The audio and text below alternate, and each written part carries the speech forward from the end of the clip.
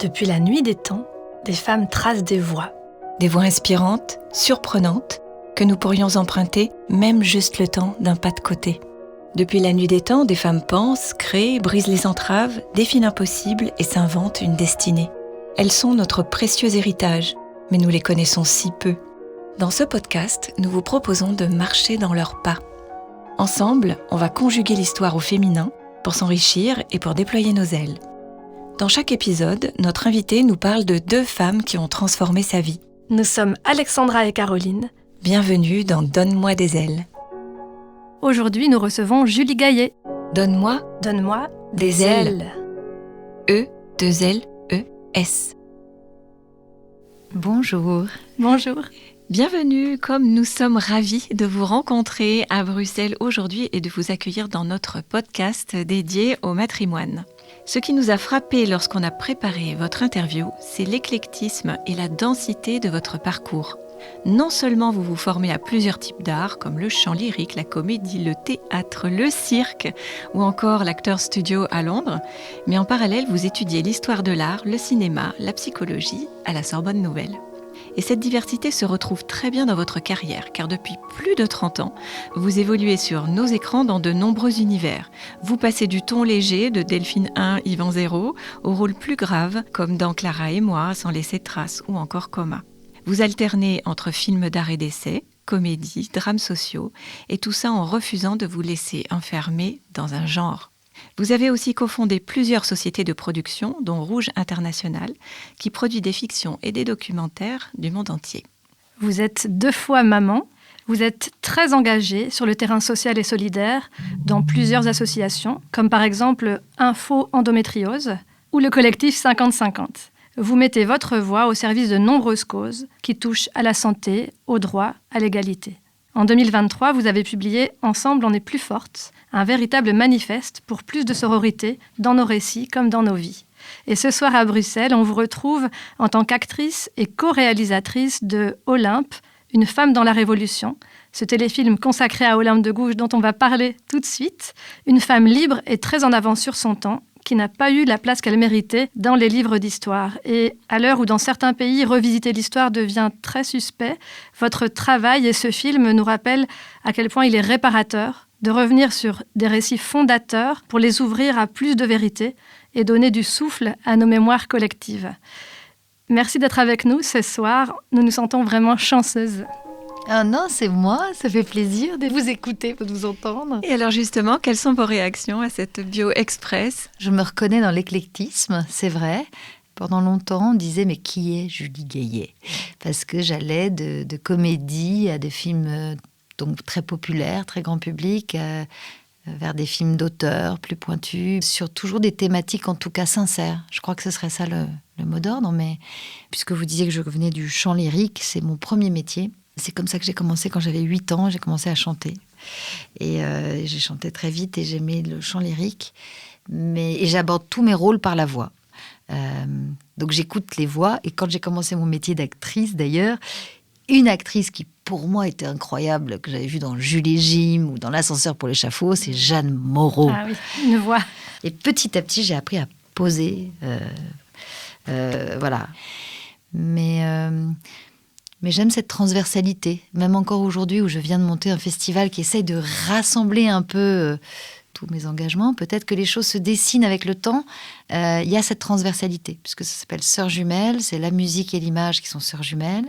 C'est cet amour de ce réalisateur très moderne, Jacques Demy, ce grand compositeur, et cette œuvre qui en mêle les deux. Eh bien, c'est un festival où, à la fois, j'ai monté un programme qui s'appelle Toutes et tous à l'unisson. Tous ces collectifs de femmes qui se sont créés, 50-50, le collectif dans le cinéma, évidemment. Et puis, à l'international, l'idée que la musique, l'image se rencontrent, et puis il y a des rencontres professionnelles, des débats, et voilà. Alors aujourd'hui, on va évoquer ensemble 2 personnalités que vous souhaitez mettre à l'honneur. Olympe de Gouges, bien sûr, mais aussi Alice Guy, 2 pionnières, 2 créatrices, et 2 grandes oubliées de l'histoire parmi des nombreuses. Toutes les 2 ont ouvert des brèches avant d'être effacées, puis réhabilitées. Avec vous aujourd'hui, on va les remettre dans le champ. Donne-moi des ailes. Philosophesse, écrivaine et activiste politique, Olympe de Gouges est aujourd'hui considérée comme l'une des pionnières du féminisme français. Née à Montauban en 1748, celle qui s'appelle encore Marie Gouze est mariée très jeune à un homme qu'elle n'a pas choisi.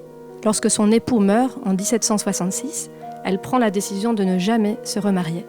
Elle se rend à Paris au début des années 1770 et prend alors le pseudonyme d'Olympe de Gouges. Elle commence à écrire des essais, des pamphlets et des pièces de théâtre. Elle monte d'ailleurs sa propre troupe avec décors et costumes et dispense un art engagé et politique. Elle se fait remarquer par la pièce Zamore et Mirza ou L'heureux naufrage, inscrite au répertoire de la Comédie Française en 1785. Ce texte, qui dénonce le racisme de l'époque, lui vaut des menaces de mort. Envoyée à la Bastille, elle sera libérée grâce à la protection des proches du roi. En 1791, elle publie la Déclaration des droits de la femme et de la citoyenne, dans laquelle elle plaide notamment pour le remplacement du mariage par un contrat social de l'homme et de la femme. Dans la foulée, elle écrit La nécessité du divorce, une pièce qui défend le droit des femmes au divorce et remet en question les mariages forcés ou abusifs qui sont fréquents à l'époque. Elle considère que les femmes sont capables d'assumer toutes les tâches traditionnellement confiées aux hommes et plaide notamment pour qu'elles soient associées aux débats politiques et de société. Elle est également une ardente défenseuse de la liberté d'expression. Jugée comme ennemie de la Révolution par le tribunal révolutionnaire et condamnée à mort, elle sera guillotinée en novembre 1793. Elle n'a que 45 ans. Alors, on a entendu dire dans des interviews que vous étiez vraiment battue pendant 5 ans pour faire sortir ce film Olympe, une femme dans la Révolution. Pourquoi ? Cette idée de matrimoine, ce que vous avez dit, ce que vous faites en réalité, c'est-à-dire raconter l'histoire des femmes dans notre histoire, qui n'a pas été fait. Moi j'ai vraiment appris une révolution française par les hommes, avec des hommes, et pour les hommes en réalité. Et or, il y avait 50 clubs de femmes, il y avait des femmes, elles étaient là, qui ont œuvré, qui ont même, certaines ont pris les armes. Il y a eu des femmes dans l'armée, c'était 80 je crois, mais il y a eu des femmes dans l'armée qui voulaient aller se battre. Il faudra attendre très longtemps pour qu'elles rentrent réellement dans l'armée, mais c'est un moment charnière de notre histoire, de l'histoire française. Et aussi parce que ce n'est pas une aristocrate, c'est vraiment la petite bourgeoisie. Ça raconte aussi l'émancipation d'une femme qui vient de Montauban. Donc son mari était traiteur de bouche. Donc Marie Gouze sait qu'elle vient d'ailleurs. Et voilà, elle va devoir être mariée comme ça se faisait. Elle étudie, elle lit. Elle va hésiter entre 2 hommes, elle va épouser ce traiteur de bouche. Et elle parle de ce mariage comme d'un cauchemar. Elle parle vraiment de ce qu'on appelle le viol conjugal, de cauchemar. Quand on voit la description, elle le décrit parce qu'elle a écrit vraiment une œuvre où elle a fait sa propre biographie, ce qui est assez beau d'ailleurs, parce que c'est forcément un petit peu romancé peut-être, mais là, ce récit-là est assez fort. Et donc, elle devient une jeune veuve, et il n'y avait que les veuves qui étaient libres, puisque les femmes, à l'époque, étaient considérées comme des enfants sous tutelle de leur père toute leur vie, donc c'est le patriarcat, sauf les veuves. Donc, elle n'a jamais voulu d'abord se remarier. Elle n'est pas pionnière, en fait. Elle est auteure, elle est une femme. C'est qu'on parle comme de femmes puissantes, comme si il y avait des femmes uniques, mais qu'elles étaient très rares. Très rares. Elles sont incroyables, et moi, qui suis-je ?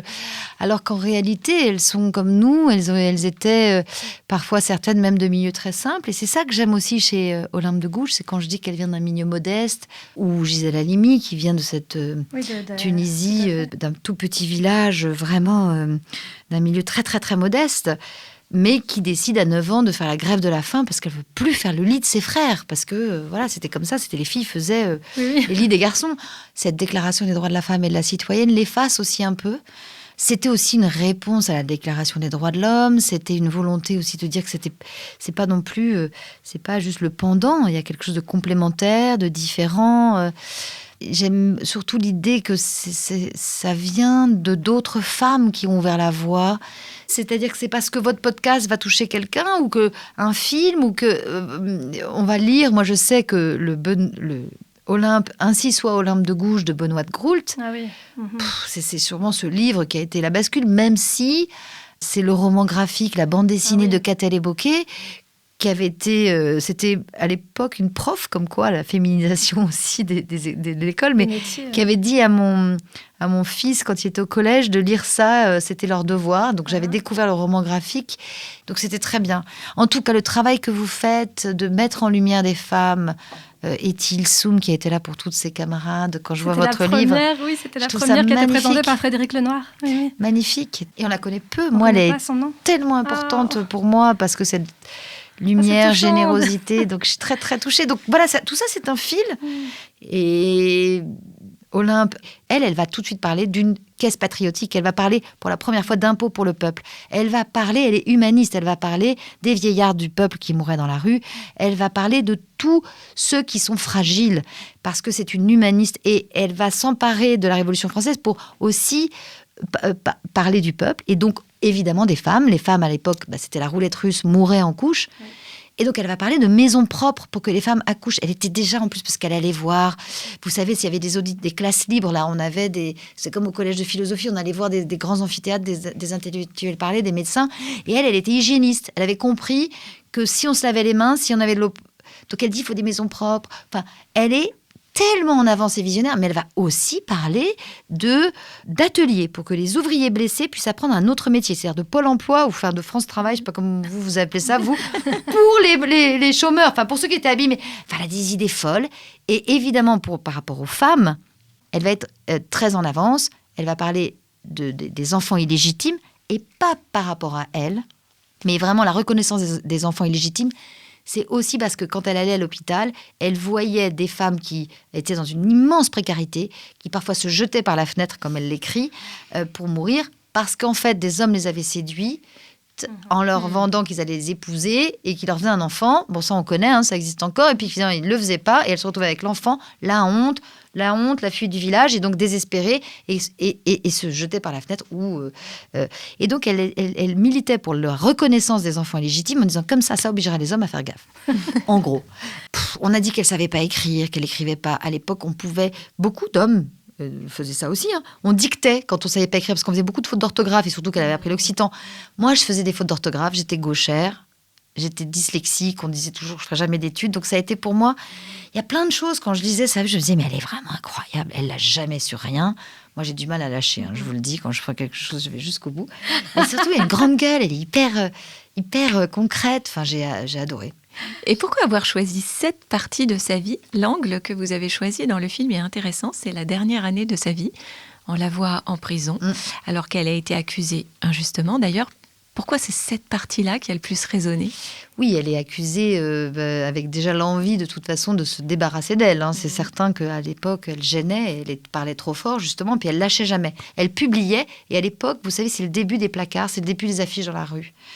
C'est donc le début des réseaux sociaux d'une certaine manière, parce que ça n'existait pas avant. Il fallait passer par les livres ou par un éditeur, un journal. Mais là, on pouvait communiquer avec le peuple en direct avec ses placards. Donc elle va sans cesse écrire. Elle va même sortir des placards et des affiches de la prison. Elle va sans cesse tout s'autoriser. Et pourquoi j'ai parlé de ça? Parce que je voulais parler de l'enfermement des femmes. En fait, depuis toujours, on a enfermé les femmes. Elle a écrit une pièce qui s'appelle « Les vœux forcés », contre les vœux forcés, sur l'enfermement des femmes. Quand on voulait se débarrasser des jeunes filles ou d'une fille dans une famille, on la mettait au couvent. Donc elle a écrit sur ça et je trouvais ça hyper intéressant. Évidemment, on connaît sous l'hystérie, il y a eu toutes ces maisons pour les filles mères. Et même récemment, moi j'adore Virginie Despentes, j'ai une passion pour King Kong Theory, ça a été un peu un... Voilà. Ce qui est fou, c'est que Virginie Despentes, elle a écrit, elle l'a dit, et ça j'avais été très frappée, c'est que quand elle était jeune, elle avait 18 de moyenne, quand elle avait 17 ans. Elle était la première... Enfin, elle était très brillante, mais c'était une petite bombe, tout la passionnait. Et donc, elle allait voir le dernier concert de The Cure, elle faisait du stop, enfin, donc d'où d'ailleurs cette histoire de King Kong Theory, mais tellement ingérable, elle disait qu'elle était une petite bombe et que ses parents ne savaient pas comment la gérer. Et donc, qu'est-ce qu'ils ont fait? Ils l'ont internée en hôpital psychiatrique. Ouais. Et ça, c'est dans les années 90. Et donc, ça veut dire que, ce qu'elle disait en tout cas, c'est que si un garçon avait eu 18 de moyenne à son âge, on ne l'aurait jamais enfermé. C'était important pour moi, cette idée de prison. C'était aussi le rapport à la sororité sur les autres femmes. Elle écrivait quand est-ce que les femmes cesseront de s'opposer les unes aux autres et de médire sur leur propre sexe. Aussi du rapport des femmes qu'on a mises toujours en opposition et dans une compétition avec les hommes. Et je trouvais très intéressant cette idée dans la prison, de créer ce groupe de femmes qui n'est pas dans la sororité et comment la sororité renforce. Donc c'était aussi quand même créer de la fiction, parce que c'est quand même une fiction, même si on a essayé d'être très proche de l'histoire. Mais je crois que même ceux qui connaissaient la fin étaient surpris et émus par la fin du film. Donc je suis contente. Et comment ce tournage a résonné avec vous-même ? Est-ce que vous avez découvert des choses de vous en tournant ? En l'interprétant, en la lisant, en vivant, respirant Olympe, je crois que je me suis beaucoup renforcée moi-même. C'est fou à quel point cette sororité, ce travail, j'imagine que pour vous c'est pareil, mais c'est fou à quel point c'est inspirant et ça m'a... J'ose plus que je ne le faisais. Je sens bien que je prends la parole plus facilement sur ces sujets, que... Puis c'est fou de se dire qu'à cette époque, alors qu'elles risquaient sa vie, comme pour moi les Iraniennes, c'était une grande leçon, elles risquent leur vie et pour leurs droits et pour... voilà. Et nous, on a encore des vraies avancées à faire. Et c'est plutôt en train de reculer que d'avancer les droits des femmes. Que pour moi, c'est tellement pas une opposition des femmes avec les hommes, mais bien l'inverse. Une force pour toute la société. Et je crois que ça changera le monde. Donc il n'y aura pas cette vraie égalité, cette vraie parité partout dans le monde. Mais à un moment, ça va faire bouger le monde. Et c'est les femmes qui changeront le monde. Ça, je pense que... pour les hommes, pour les enfants, pour tous. Parce que voilà, dans Olympe, il y avait aussi l'idée de parler de Mary Wollstonecraft, de parler de tous ces moments, de tous ces mouvements en Europe, de toutes ces femmes qui portaient Madame de Staël. Enfin, il y a eu quand même en Europe. Et après ce mouvement de la Révolution française, de tous ces clubs de femmes qui ont été interdits, c'est quand même un retour de bâton, ce qu'on appelle le backlash aujourd'hui. Mais enfin, au XIXe siècle, il a été sévère. Extrême. Droit de divorce, en plus, c'est porté. Alors moi, je ne l'ai pas dit, ça aussi, je ne peux pas tout dire. Et c'est un peu un de mes regrets. Mais bon, après, on est dans l'histoire. Et moi, je voulais aussi raconter la force de cette figure, donner à voir son énergie, un peu comme dans Camille Claudel. J'avais envie c'est la première... incarnation, parce qu'il n'y a jamais eu aucun film sur elle. Donc c'est hyper important. Donne-moi des ailes. Et si l'univers vous faisait un cadeau et vous conviait à une entrevue avec Olympe de Gouges, où vous auriez quelques instants avec elle, vous lui diriez quoi ? Ah là là, d'abord, j'ai eu cette sensation d'avoir passé un instant avec elle, sincèrement. Pendant tout le tournage, c'était assez incroyable. J'avais vraiment l'impression qu'elle était là. Résonnait cette phrase « Enfant de la patrie, vous vengerez ma mort ». Moi, je ne suis pas du tout pour la vengeance. Mais en tout cas, il y avait quelque chose de restauré. Et cette sensation de le faire vraiment avec le film. Donc ça me portait plus que tout. Et de passer mon temps à lui demander ce qu'elle penserait de ça, ce qu'elle dirait. Et puis aussi, du coup, ce qu'elle me donnait, cette force.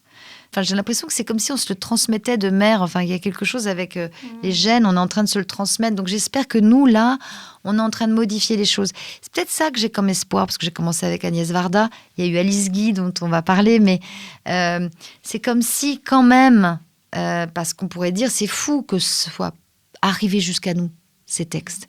Parce qu'on a vraiment voulu l'effacer.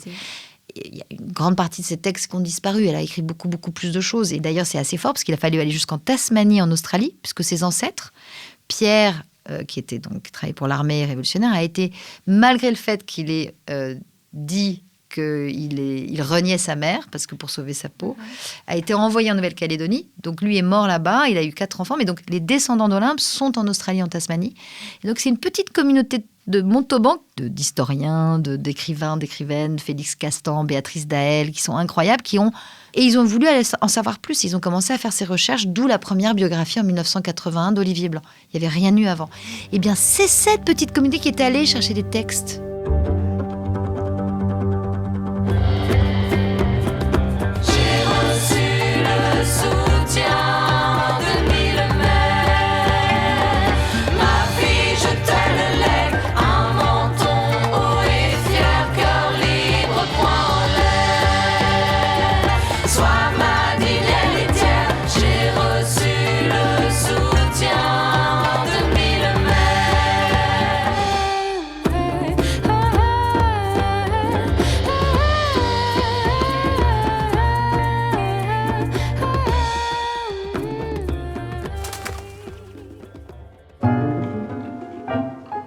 J'aurai exactement 84 ans le 1er juillet prochain.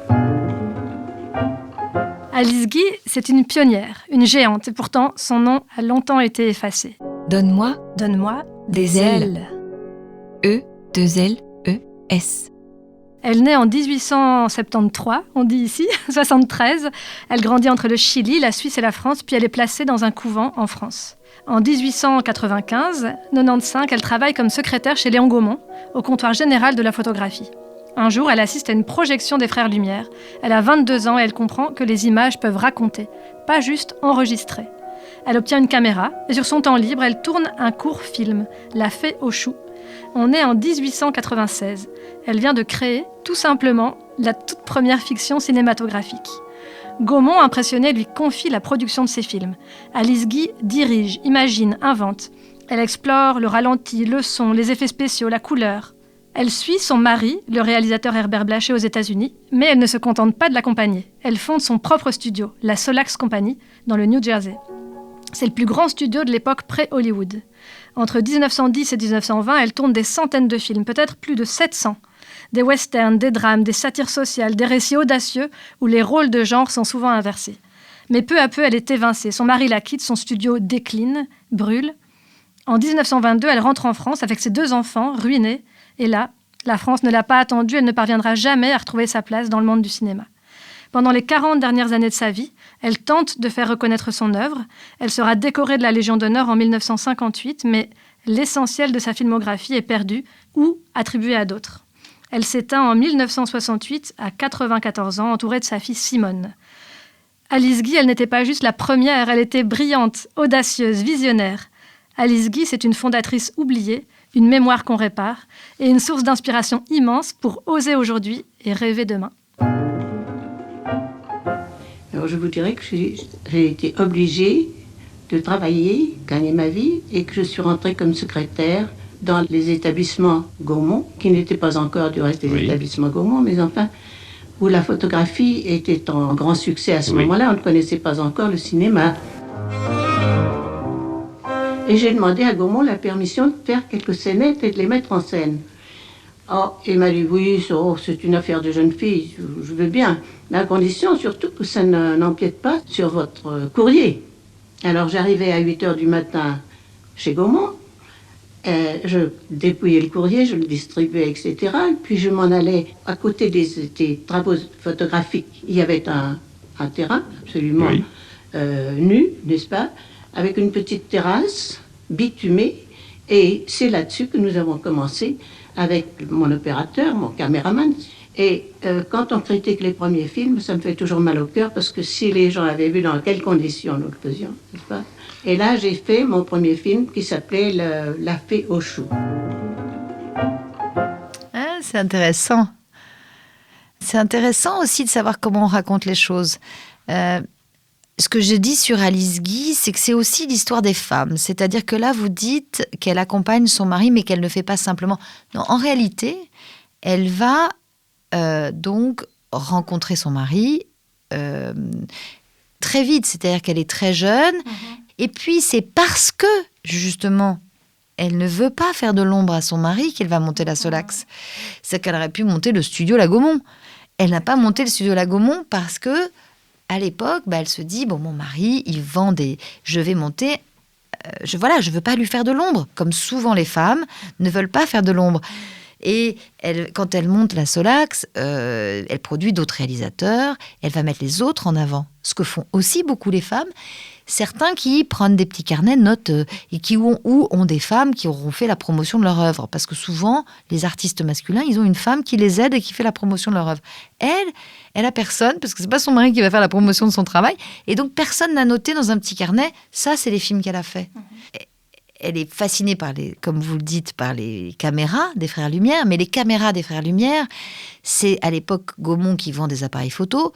C'est la même chose. On les utilise on les envoie partout dans le monde, on les pose, on filme les familles. Mais c'est ce que moi j'appelle du cinéma du réel.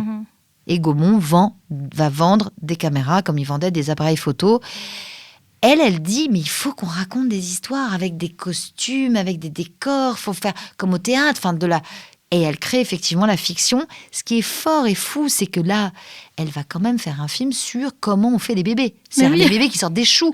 C'est-à-dire qu'une thématique très féminine, la question de comment on fait des bébés, comment on peut avoir des bébés. Et puis en plus, un truc complètement génial qui est les choux. C'est vraiment un film pas du tout dans la réalité des choses. Enfin, au contraire, elle a fait des films fabuleux qu'on a pu retrouver au fur et à mesure parce que il y avait sa caméra à elle, on le sait. Donc, comme vous le dites, c'est la première qui fait la fiction. Mais en fait, elle se marie. Et là, Monsieur Blachet, qui travaille pour la Gaumont en Allemagne, va être envoyé par Léon Gaumont aux États-Unis pour aller vendre des caméras. Et qu'est-ce que fait une femme quand elle se marie ? Elle change de nom. Alors, pas chez nous, pas en Belgique, justement. On change pas de nom. Ah bah, vous avez de la chance, parce qu'en France, oui. Et là, on n'a jamais fait le lien entre Alice Guy en France et Alice Blachet. Et c'est dans les livres d'histoire américains de l'histoire du cinéma où on trouve une Alice Blachet. Non seulement elle est réalisatrice, elle crée la fiction, mais en plus elle est productrice et elle crée le premier studio indépendant. Non mais elle est quand même incroyable. Moi je me dis, c'est encore cette idée de je suis indépendante, je me débrouille toute seule, mais je le fais. Quand je parle d'Agnès Varda, qui fait pareil, quand moi je la rencontre, que c'est mon premier film et j'ai 20 ans, elle me donne ce modèle de faire avec ce qu'on a, mais faire et permettre de faire. Et c'est ça le plus important. Donc, et c'est comme ça que je suis devenue productrice. Et donc forcément, moi, ça m'a beaucoup touchée, Alice Guy, productrice indépendante. Je produis les autres, mais c'est toujours moi en dernier, quoi. Et là, encore une fois, ça fait partie des choses que moi, je rêverais de faire. C'est un film sur elle. Parce qu'il y a quelque chose à raconter de très fort dans même son enfance, puisque là, c'est encore une autre histoire. Mais la raison pour laquelle elle va se retrouver secrétaire de Gaumont, c'est aussi parce que, justement, sa mère va être veuve et qu'elle va se retrouver en France avec peu de moyens. Donc, ça parle aussi d'argent. Voilà, de la question des femmes qui vont pu se retrouver parfois ruinées ou seules financièrement.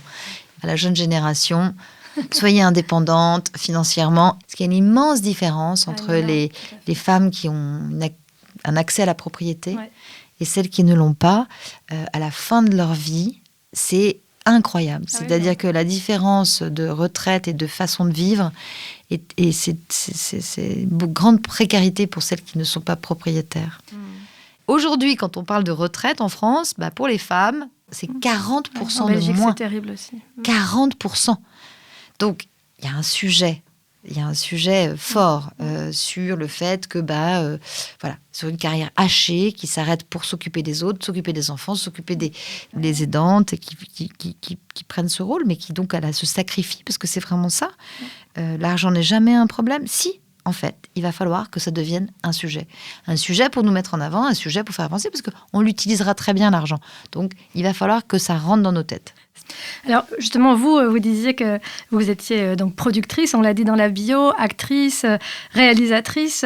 Vous agissez à la source, en soutenant des récits, des voix, et donc beaucoup d'histoires de femmes aussi.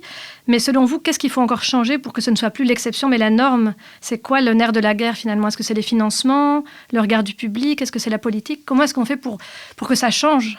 Pour répondre à votre question, je dirais exactement ce qui est écrit sur l'affiche derrière vous. Femmes de tous les pays, unissez-vous. Je pense que c'est en étant ensemble, rassemblés, en parlant les unes des autres, en mettant en valeur une autre femme, en ayant la curiosité de rencontrer des femmes nouvelles. Se dire qu'allez, tous les jours, je vais essayer de rencontrer au moins une, si ce n'est pas 2 nouvelles personnes, mais au moins mettre en avant d'autres femmes. C'est tellement important. Parce que c'est comme ça qu'on mettra en lumière les autres femmes, les projets, qu'on portera, qu'on aidera, mais aussi qu'on financera. Et alors ça, c'est une des raisons pour lesquelles moi, je suis devenue productrice, c'est cette envie de financer, parce que je crois réellement que le nerf de la guerre, c'est l'argent. C'est pour ça que la Fondation des femmes en France, c'est cette idée de lever des fonds pour toutes les autres associations. C'est la première fondation d'utilité publique. C'est-à-dire c'est une fondation à part entière qui lève des fonds et qui les donne à toutes les associations. 600 associations, qui fait des campagnes, des événements, des galas, des grands concerts, des concours d'éloquence. C'est cette idée de donner des moyens. Parce que les femmes, elles font toujours, mais elles font avec des bouts de ficelle et on ne leur donne pas les moyens. Et pourtant, elles font des merveilles, avec des bouts de ficelle. Oui, mais justement, il faut arrêter d'accepter les bouts de ficelle. Il faut aller chercher plus haut, plus loin, plus. Parce qu'on le voit bien, chez les hommes, la question de l'argent est centrale. Eh bien, il faut que pour nous, elle le devienne. On sait qu'il y a un prix Alice Guy qui est récompensé qui est créé pour récompenser les films réalisés par les femmes. Mais finalement, pourquoi est-ce qu'on doit faire un prix spécifique ? C'est qu'il y a quand même quelque part une...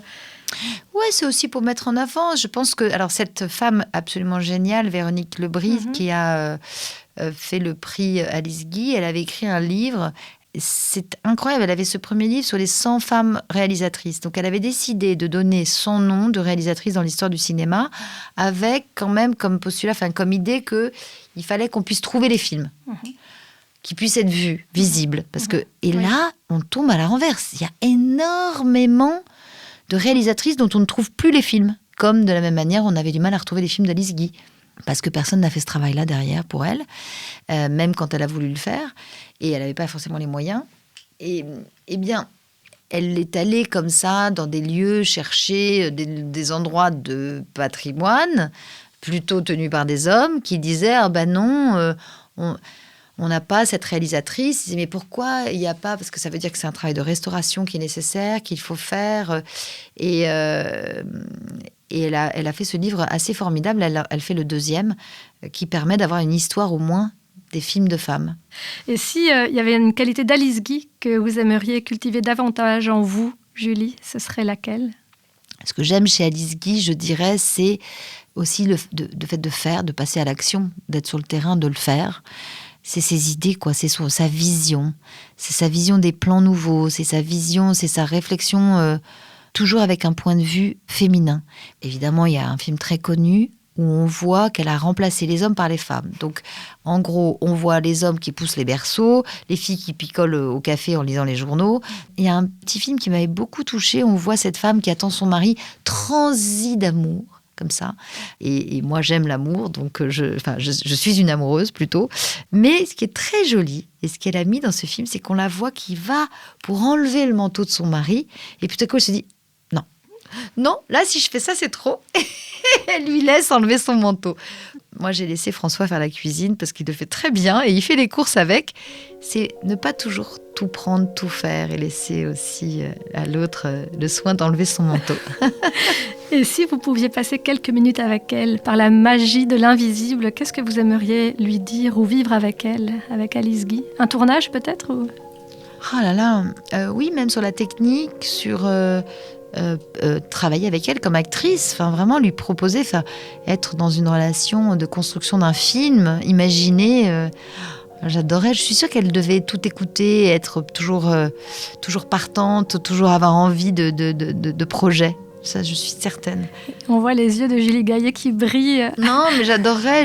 C'est vrai que j'aime mon métier d'actrice. C'est quand même ça mon métier principal.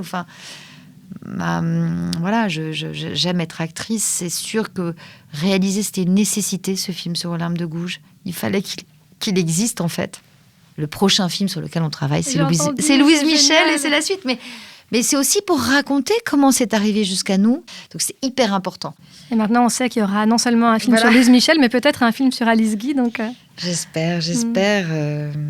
On aurait encore 1000 questions à poser à Julie Gaillet, mais elle doit prendre son train pour rentrer. Merci beaucoup, Julie Gaillet, de nous avoir donné des ailes aujourd'hui. Les biographies détaillées d'Olympe de Gouges et d'Alice Guy sont sur notre site internet donne-moi-des-ailes.com. À bientôt. Cet épisode a été conçu avec beaucoup d'amour par Caroline Le Cire et Alexandra Huguetto. Pour le son et la réalisation, c'est Charlie Azinco qui a fait des merveilles. Aidez-nous à faire rayonner les femmes en partageant cet épisode et en lui donnant plein d'étoiles. Quant à vous, quelle inspiratrice vous a donné des ailes ? Partagez votre expérience sur les comptes Facebook ou Instagram du podcast. Nous avons hâte de la découvrir. Et surtout, n'oubliez pas que vous êtes vous aussi une source d'inspiration. Le monde a plus que jamais besoin de votre lumière.